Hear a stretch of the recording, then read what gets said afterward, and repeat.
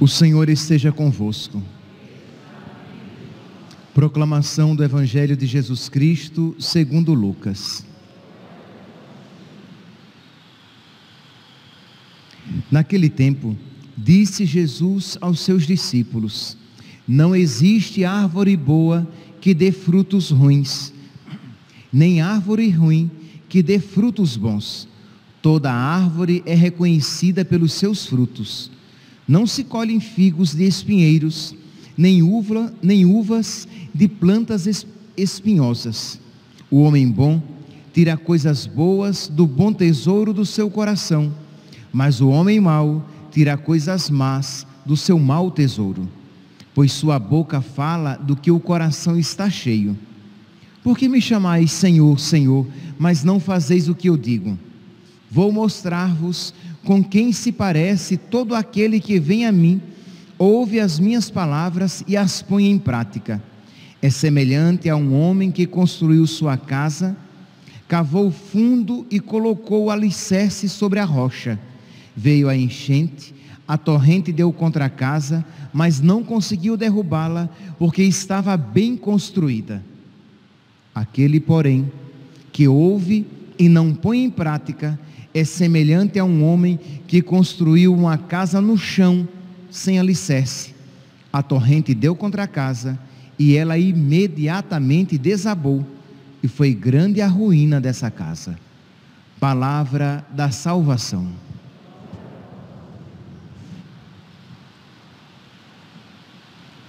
Caríssimos irmãos e irmãs, estamos celebrando este sábado da 23ª semana do tempo comum, e o evangelho de hoje é o encerramento do discurso da planície de Jesus Cristo, do sermão da planície de Jesus Cristo, segundo o evangelho de São Lucas. E Jesus termina então o seu sermão, o seu grande sermão, falando daquele que constrói a casa sobre a rocha e daquele que constrói a casa sobre a areia, daquele que ouve a palavra de Cristo e a pratica, e daquele que ouve a palavra de Cristo e não a põe em prática. Meus santos, se nós formos sinceros, ou aqueles santos muito progredidos, os santos de sétima morada, ok. Se não, meus santos, nós iremos ouvir esta palavra, iremos sentir um misto de temor e tremor. Isto é, quem aqui pode dizer que coloca em prática toda a palavra de Deus? Porque Jesus diz: quem ouve a minha palavra e a põe em prática é como uma casa construída sobre a rocha. Vem a chuva, a tempestade, enchente, a torrente, mas não leva a casa, porque ela está firme, ela está alicerçada sobre a rocha. Mesmo que venham as tempestades da vida, mesmo que venham as grandes provações, ela não vai sucumbir, ela vai subsistir, ela vai se manter, porque ela está firme sobre Cristo. Mas quem não põe em prática a palavra não resiste. Meus irmãos, diante disso, nós sentimos este misto de temor e de tremor, e nós precisamos nos lançar com toda a confiança na oração suplicante. Nós precisamos nos lançar com toda a confiança na misericórdia de Deus. Isto é, Deus quer fazer de mim um santo de verdade. Deus quer fazer de mim, você pode dizer, uma santa de verdade. Mas para isso, nós precisamos dar ocasião a Deus para agir na nossa alma.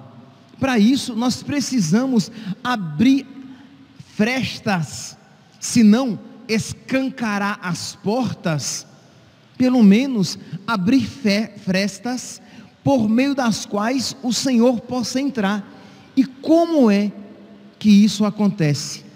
Quando nós nos colocamos em oração. Então, meus santos, nunca será demais, nunca será repetitivo, nunca será exagerado repetir uma vez, 2 vezes, 3 vezes. Precisamos ter vida de oração. Eu sei, meus santinhos, que vocês estão aqui na missa às 6 da manhã, no horário de Cuiabá. Eu sei que vocês podem estar agora até mesmo online, agora exatamente, acompanhando a Santa Missa, ou que noutro momento você vá acompanhar essa homilia. Isso manifesta de alguma maneira, sem sombra de dúvidas, um desejo de Deus, um desejo de corresponder com a graça de Deus. Mas, meus santinhos, se é verdade para quem está na missa, quanto mais para quem acompanha simplesmente pela transmissão. Se não tivermos este contato cotidiano na oração íntima com Deus, nem a missa nós iremos aproveitar. Isto é, você vem à missa, você ouve aquela palavra, mas ela não consegue fecundar, ou o diabo tira logo que os seus ouvidos acolhem, ou mal ela germina, na primeira dificuldade já desaparece. Por quê? Porque é a vida de oração que vai fazer com que nós tenhamos raízes profundas e possamos produzir frutos bons, possamos ser uma árvore boa, possamos progredir na nossa intimidade com Deus e resistir às dificuldades e provações quando se manifestarem na nossa vida. Então é importante, meus santos, e isso, quando eu digo para vocês, não pensem que eu digo apenas para vocês, não, eu digo para mim também. Se eu não tiver no meu dia um momento de encontro, de intimidade com Deus, a missa será rezada no automático, o evangelho será pregado apenas para vocês e não para mim. E o santo sacrifício realizado, a comunhão que eu irei fazer, vai ser uma comunhão por demais superficial. Por quê? Porque os meus pecados estão bem incrustados na minha alma. Os meus vícios estão bem enraizados na minha alma, de modo que eu necessito desta força do alto que desencruste o pecado, que arranque o mal pela raiz. Mas para isso eu preciso dar esta ocasião a Deus na minha vida de oração. Então eu não quero, pelo amor de Deus, que vocês saiam daqui com um peso insuportável, dizendo: eu tenho que viver a palavra de Deus, eu tenho que viver os mandamentos, eu tenho que obedecer todas as leis de Deus. Ora, se você ficar apenas nisso, isso é um peso insuportável. Isso só vai fazer com que você se entristeça e desanime. Mas se você se volta para Deus e diz: meu Deus, opera em mim a tua vontade. Não é assim que Jeremias diz: Senhor, liberta-me e eu serei livre? Não é assim que Santo Agostinho dizia: Senhor, dá-me a castidade e eu serei casto? Então digamos: meu Deus, faz-me santo e eu serei santo. Mas isso você precisa dizer hoje, amanhã e depois. Quais são os seus vícios? Você é fofoqueira, isto é, você tem o hábito, o mau hábito, o vício de falar mal das pessoas, de levar para frente aquilo que de errado você vê. Isso é um vício horrível, que a gente até ri. Fulano é fofoqueiro, fulano é fofoqueira. E a gente, tá bom, meu santinho, mas saiba, você está longe da santidade, porque um santo não é fofoqueiro. Você tem uma língua venenosa, isto é, você com muita facilidade, você critica, você julga as pessoas, você com facilidade, você perde a paciência, e você diz os seus impropérios. Você é assim, isto é, pisou nos meus calos, vai ouvir, falou o que quis, ouvirá o que não quis. Você é assim, pois bem, está longe da santidade. Você tem o vício da pornografia, de olhar o que não deve no celular e na internet. Você não é casto nos seus olhares. Você olha para as mulheres na rua, isto é, você não respeita a sua esposa se você for casado, e você não respeita o seu batismo se você é um homem solteiro, uma mulher solteira. Você tem um olhar indecente. Você precisa então pedir a Deus: meu Deus, eu sou fofoqueiro, mas leve isso para a oração. Você precisa chegar diante de Deus com aquilo que você é. Você é uma mosca morta, que na primeira dificuldade, você já começa a blasfemar contra Deus, a desanimar, a dizer que Deus não cuida de mim. Você é assim? Pois bem, apresente isso a Deus. Você é fogo de palha, isto é, parece até que você é de Deus, é de oração, é católico, você carrega até as imagens de Nossa Senhora, o terço, o crucifixo, mas na hora do vamos ver, você não é de nada, porque você não tem profundidade nenhuma. Pois bem, apresente a Deus, hoje, amanhã e depois, todos os dias. Meu Deus, eu sou covarde, na primeira dificuldade eu desfaleço. Senhor, eu sou inimiga da cruz. Diga isso. Se você percebe que você quer amar Jesus, mas não com dor, você quer servir Jesus, mas desde que isso não custe tanto, apresente o seu coração. Jesus, você é desregrado na comida, na bebida, no uso do seu pouco dinheiro, que com certeza aqui vocês não são ricos. Então, no uso do pouco dinheiro, você é desregrado, cheio de dívidas. Diga: Jesus, eu sou desregrado, eu idolatro as coisas, eu quero ter cada vez mais, porque o meu coração é um poço sem fundo. Eu sou vazio, Senhor, eu sou oca, eu sou oco. Eu preciso, Senhor, ser preenchido por Ti. Percebe? Quando você então se coloca na oração, e isso hoje, amanhã e depois, orai sem cessar em todas as circunstâncias. Se você é uma péssima esposa, um péssimo marido, e você sabe que você é um péssimo marido, pois bem, você vai rezar. Percebe aqui, eu dei várias situações para que você veja que você é um cristão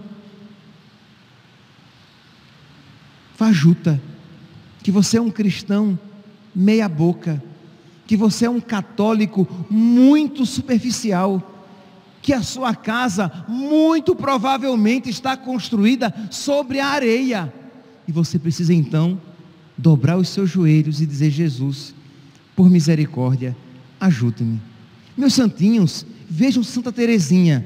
Ela era uma menina melindrosa, ela era uma menina chatinha, tudo ela chorava. Verdade, Santa Teresinha era melindrosa. Sabe aquela coisinha fresquinha, tudo dói? Assim era ela.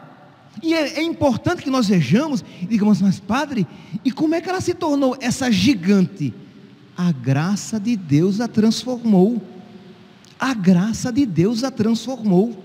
Então isso você olha e diz: nossa, então não sou eu que vou me transformar a mim mesmo. Não, meu santinho, é Deus. Mas você precisa se colocar na presença de Deus. Veja, São Francisco e Santo Agostinho, eles eram muito carnais. Eles eram muito levados pelos desejos sensíveis, pelo desejo de glória, pelo desejo sexual desenfreado. E a um nós chamamos o pai seráfico, a outro doutor da igreja, que escreve tratados sobre a virgindade, um santo e zeloso bispo. E como é que de uma matéria-prima tão corrompida, o resultado final foi algo tão belo? Foi a ação da graça. A graça de Deus. Eu sei que parece chavão, uma frase tão repetida e muitas vezes tão pouco meditada, refletida. O que é impossível a nós é possível a Deus. Para Deus tudo é possível. Tudo é possível para aquele que em Deus espera. Tudo posso naquele que me fortalece, vai dizer São Paulo. Então imagine, você olha então para um São Francisco, você olha para um Santo Agostinho e você diz: nossa, mas nem parece o mesmo. Mas já não é mais o mesmo, porque são homens transformados. Você vê Pedro, covarde. São Pedro, covarde. Ele tremeu diante de uma pergunta da funcionária lá de Pilatos. Ele tremeu nas bases.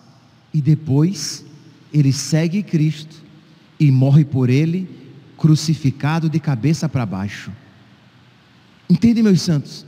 Nós vemos São Paulo, a primeira leitura de hoje é bela. São Paulo está cantando a misericórdia de Deus, a obra de Deus na vida dele. Ele diz: caríssimo, segura e digna de ser acolhida por todos esta palavra: Cristo veio ao mundo para salvar os pecadores, e eu sou o primeiro. Cristo veio ao mundo para nos salvar. E ele diz: eu sou o primeiro deles. Por isso encontrei misericórdia, para que em mim, como primeiro, Jesus demonstrasse toda a grandeza do seu coração, a obra que ele fez em mim. São Paulo não está dizendo: olha como eu sou grande e tudo que eu fiz. Ele está dizendo: olha como Deus é grande e tudo que ele fez neste miserável pecador, neste horrível pecador. E ele me fez modelo de todos os que creem nele. Repare, daquele miserável pecador que blasfemava e insultava e perseguia os cristãos, Deus faz dele um modelo para os cristãos. Ele diz aqui, carta a Timóteo, primeira carta, capítulo 1, versículo 16: ele fez em mim um modelo de todos os que creem nele. Ele vai dizer em outras passagens: sede meus imitadores, como eu sou de Cristo. Imagine, ele agora é modelo de imitação. Por quê?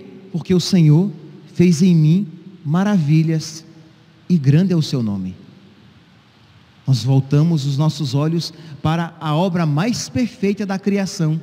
E o que foi que ela disse? O Senhor fez em mim maravilhas, e santo é o seu nome. Meus irmãos, não nos desesperemos. O desespero é uma tentação do diabo, de Satanás. Não veja a sua miséria, a sua desgraça, a sua feiura, a sua podridão, e não se desespere. Espere na graça de Deus, mas espere de verdade. Isto é, faça como se tudo dependesse de você, sabendo que o resultado depende de Deus. E o que depende de você? Orai sem cessar. Então faça o propósito. Não ouça isso: nossa, é verdade o que o padre falou, até mexeu no meu coração. Ótimo, lindo, sentiu arrepio, maravilha. A pergunta é: qual é o propósito? E aí, você vai reservar no seu dia algo, no mínimo, algo em torno de 30 minutos, para todos os dias você se encontrar com Deus na intimidade da sua oração? Se você fizer isso, ótimo. Esse é o primeiro passo. Então você vai ter 30 minutos todo dia. Mas todo dia, como quem escova os dentes todo dia, como quem toma banho todo dia, como quem come todo dia. Então você vai ter este momento de oração íntima todos os dias, e você vai se encontrar com o nosso Senhor, e ali você vai derramar o seu coração, você vai se colocar na presença dEle, e quando o seu coração estiver árido, você vai dizer: Jesus, misericórdia, eu sou tão ruim, que eu estou aqui na Tua presença, e não vejo a hora que o tempo passe, e não vejo a hora que dê os 30 minutos, para que eu saia da Tua presença, porque eu não Te amo, Jesus. Mas Senhor, me ajude a Te amar, que quando eu Te amar, eu vou querer mais do que 30 minutos, eu vou desejar estar na Tua presença mais do que 30 minutos, e naqueles dias que você estiver muito ocupado, cheio de coisas para fazer, e você for fazer os seus 30 minutos de oração, e você vai dizer: Jesus, e eu estou aqui, mas com um coração em outro lugar. Jesus, eu não Te amo, que se eu Te amasse de verdade, o meu coração estaria inteiro aqui na Tua presença.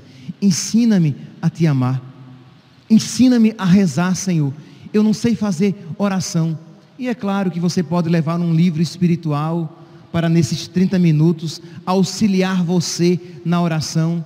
É claro que nesses 30 minutos, você pode suplicar, fazer algumas jaculatórias: Ave Maria, cheia de graça, rezar Ave Maria, pela sua dolorosa paixão, tende misericórdia de mim e do mundo inteiro. Vinde Espírito Santo, vinde Espírito Santo, vinde Espírito Santo. Ou uma súplica que brotar do seu coração: Jesus, transformai o meu coração. Jesus, transformai o meu coração. Nem que você passe os 30 minutos repetindo: Jesus, transformai o meu coração. Jesus estará ouvindo a sua oração e estará vendo ali o seu empenho, a sua colaboração com a graça. E não tenha dúvidas, meu santo, que o alicerce da sua casa estará começando a ser construído sobre a rocha. E quando as dificuldades vierem, e elas virão, meus santos, de uma maneira ou de outra, ou as dificuldades cotidianas, a doença, as incompreensões, a morte de entes queridos, as dificuldades financeiras, as dificuldades vêm, os abandonos, ou dificuldades maiores, perseguição por causa da nossa fé. Mas quando as dificuldades vierem, você terá sua vida alicerçada sobre a rocha que é Cristo. E aí venham as tempestades, as enchentes e as torrentes, e elas não derrubarão aquela casa, porque ela estará construída sobre a rocha. Que a Virgem Maria, nossa mãe e nossa mestra, nos ensine a colocar em prática esta palavra hoje proclamada para nós. Louvado seja nosso Senhor Jesus Cristo, para sempre seja louvado.